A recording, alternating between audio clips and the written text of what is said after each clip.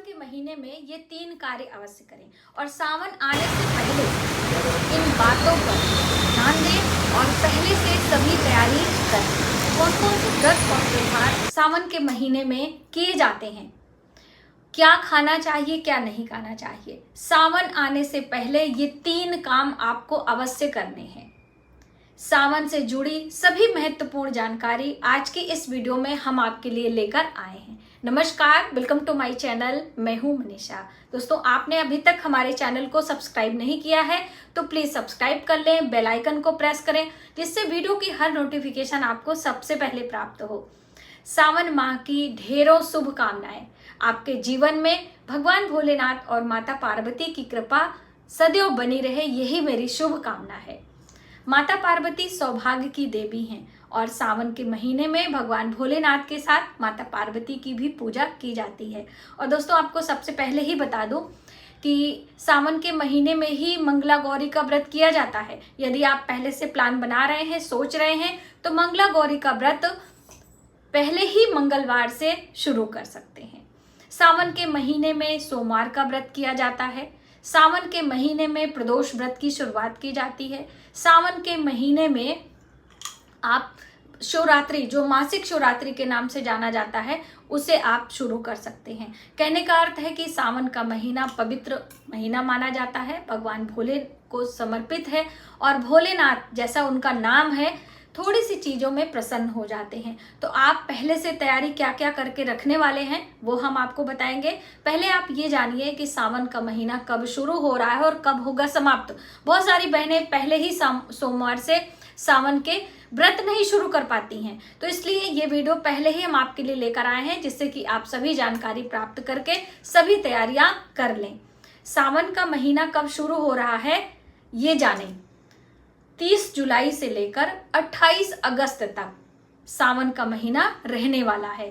तो अब यदि आप पूरे सावन का व्रत करने वाले हैं, जैसे कि बहुत सारे लोग नियम लेते हैं कि हम घर पे ही गंगा जल से स्नान करेंगे और व्रत रखेंगे, एक समय भोजन करेंगे और भगवान भोलेनाथ की पूजा, उनके मंत्रों का जप करते हुए हम पूरे सावन का महीना व्रत रखेंगे और अपने सैया का त्याग करेंगे। तो ये आप 30 जुलाई से ही प्रारंभ करें, क्योंकि 29 जुलाई को आषाढ़ पूर्णिमा है जिसे गुरु पूर्णिमा के नाम से जाना जाता है। तो गुरु पूर्णिमा का व्रत यदि आप करते हो तो करें, वरना आप 30 जुलाई से स्टार्ट कर सकते हैं। एक बहन का प्रश्न भी आया था कि हम सावन माह का व्रत करना चाहें तो आषाढ़ पूर्णिमा से करें कि प्रतिपदा से करें। तो देखिए, आषाढ़ पूर्णिमा से भी आप कर सकते हैं यदि ऑलरेडी कर रहे हैं तो, वरना आप 30 जुलाई से प्रारंभ कर सकते हैं और श्रावणी पूर्णिमा तक ये व्रत कंटिन्यू चलेगा। उसके बाद आपको उद्यापन भी करना होगा। अब देखिए, छोटी छोटी बातें आप समझते हुए चलें। अगर सावन का पहला सोमवार आप व्रत करना चाहते हैं तो कुल 4 सोमवार इस बार पड़ रहे हैं, 4 ही व्रत करके हमें उद्यापन करना होता है। बहुत सारे लोग भादों का भी रख लेते हैं कि 5 कंप्लीट हो जाए, या पहले से ही रखना शुरू कर देते हैं कि 5 की संख्या में हो। ऐसा नहीं है। सावन के महीने में पहले ही सोमवार से आपको व्रत शुरू करना होता है और जितने सोमवार पड़ते हैं उतने ही सोमवार व्रत करके उद्यापन कर देना होता है। पहला ये नियम हो गया। दूसरा, यदि आप सावन के महीने से ही कंटिन्यू करते हुए 16 सोमवार का व्रत करना चाहते हैं तो भी आप लगातार कर सकते हैं, तब आपको बीच में उद्यापन करने की जरूरत नहीं है। जब आपका 16 पूरा हो जाएगा तो 17वें सोमवार को आप उद्यापन करेंगे। अब दूसरी बात आती है मंगला गौरी की। तो देखिए, मंगला गौरी का भी व्रत सावन के महीने से ही स्टार्ट किया जाता है। अब इस व्रत को करने के क्या नियम है, तो सावन के महीने से हम मंगलवार के व्रत जो होते हैं उस दिन हम भगवान भोलेनाथ और माता पार्वती की पूजा करते हैं। लाल चीजों की महत्वता होती है, तो लाल रंग के वस्त्र और लाल रंग की चीजों का भोग आदि लगाकर माता पार्वती और भगवान भोलेनाथ की पूजा करते हैं। दूसरी अहम बात कि इसको कितना करना चाहिए। तो देखिए, सावन के महीने से लेकर आप 5 वर्ष तक रख सकते हैं, या सिर्फ सावन में पड़ने वाले मंगलवार का ही व्रत करते हुए आखिरी मंगलवार को आप उद्यापन करेंगे। इसी तरीके से आप चाहे प्रदोष व्रत कर रहे हो या फिर आप मासिक शिवरात्रि का व्रत कर रहे हो। बहुत सारी बहनों के प्रश्न थे कि क्या हम वैभव लक्ष्मी का व्रत शुरू कर सकते हैं। बिल्कुल, आप सावन के महीने से माता वैभव लक्ष्मी की व्रत शुरू कर सकते हैं। धन धान्य की देवी मानी जाती हैं, तो आप बिल्कुल शुरू करें। अब तैयारियां कौन कौन सी करनी है? देखिए, तैयारी में हमें क्या होता है कि अपने पूजा मंदिर की सफाई, अपने घर की साफ सफाई। यदि आपके पूजा मंदिर में कोई सामग्री समाप्त हो चुकी है तो उसे आप नया लाकर रखें। पहले से शिवलिंग है तो अति उत्तम है, शिवलिंग नहीं है तो भी आपको बहुत ज़्यादा परेशान होने की ज़रूरत नहीं। आप अपने घर के आसपास के मंदिर में जाकर, शिवालय में जाकर वहाँ भी पूजा कर सकते हैं। यदि आपके पास प्रतिमा है, फोटो है, तो आप उस पर पूजा कर सकते हैं। ऐसा नहीं है कि सिर्फ शिवलिंग की ही पूजा करने से आपको लाभ मिलेगा, प्रतिमा की पूजा करने से लाभ नहीं मिलेगा, ऐसा बिल्कुल भी नहीं है। आपकी श्रद्धा और भावनाएं महत्व रखती हैं। बिना व्रत किए भी आप जलाभिषेक कर सकते हैं और व्रत करते हुए भी आप जलाभिषेक कर सकते हैं। एक सवाल ज़्यादातर बहनों के आते हैं कि क्या हम व्रत करते हुए दवाइयाँ ले सकते हैं कि नहीं, जैसे थायराइड की दवाइयाँ हैं, बीपी की दवाइयाँ हैं, शुगर की दवाइयाँ हैं। तो देखिए, शुगर पेशेंट लोगों को व्रत करने की आवश्यकता नहीं है। आप सुबह सवेरे जब तक आपकी पूजा ना हो तब तक आप व्रत रखें, उसके बाद आप जल फल आदि लेकर अपना दिन या अपनी दिनचर्या रख सकते हैं। बीच में आप व्रत ना तोड़ें, शुरू से ही सारी योजना बनाकर आप अपने व्रत को कंप्लीट करें। दूसरी अहम बात कि क्या सावन के सोमवार में हम नमक खा सकते हैं अथवा नहीं। तो देखिए, कई प्रकार से सावन के सोमवार का व्रत किया जाता है।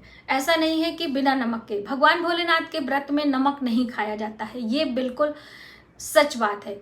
लेकिन आपका स्वास्थ्य अच्छा नहीं है, आप बीमार रहते हैं या आपका बीपी वगैरह लो हो जाता है, तब आप, जब तक आपकी पूजा पाठ ना हो तब तक आप बिना नमक के रहें, उसके बाद आप नमक ले सकते हैं। बहुत सारे लोग तो एक समय का भोजन करते हैं, यानी खड़ा अनाज, हलवा पूरी या फिर सेवइयाँ और पूरियाँ खाकर, दही पूरी खाकर अपने व्रत को रखते हैं। तो जैसा नियम हो, आप एक ही तरीके से पूरे चारों सोमवार का व्रत करें। ऐसा नहीं कि एक सोमवार को नमक खा लिया, दूसरे सोमवार को नमक नहीं खाएंगे, तीसरे में हम अनाज खा लेंगे, इस तरह से ना करें। जो भी आपको करना हो, एक तरह से आपको नियम लेना है। और दोस्तों, घर की सुख समृद्धि के लिए, अपने परिवार की उन्नति के लिए पूरे सावन में एक काम आपको ज़रूर करना है, वो है भगवान भोलेनाथ के ऊपर यानी शिवलिंग पर आपको मूंग चढ़ाना है। हरी मूंग जो होती है वो आप चढ़ाएंगे। देखिए, वैसे तो 1.25 लाख की संख्या में मूंग चढ़ाना चाहिए और एक एक मूंग चढ़ाते हुए मंत्रों का जप करना चाहिए, नमः शिवाय नमः शिवाय। यदि ऐसा नहीं है तो आप कुछ मूंग अपने उम्र के बराबर या फिर आप अपने संतान जितनी है उसके बराबर हर सोमवार को मूंग चढ़ाएं।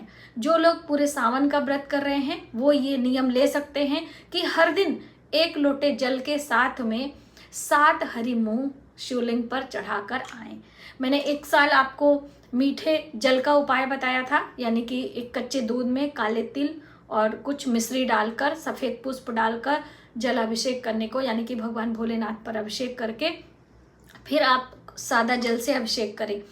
सादे जल में गंगा जल का बहुत महत्व होता है। आपने देखा होगा कि सावन के महीने से ही कांवड़ यात्रा शुरू होती है, यानी कि गंगा जल लेकर लोग अपने घर के आसपास, जैसे काशी विश्वनाथ है या और भी मंदिरों में जाकर भगवान भोलेनाथ का अभिषेक करते हैं गंगा जल से। तो आप ये कार्य अपने घर से भी शुरू कर सकते हैं, यानी कि गंगा जल लें और शिवालय जाकर जलाभिषेक करें, भगवान भोलेनाथ के मंत्रों का जप करें। नमः शिवाय का मंत्र बहुत अच्छा होता है।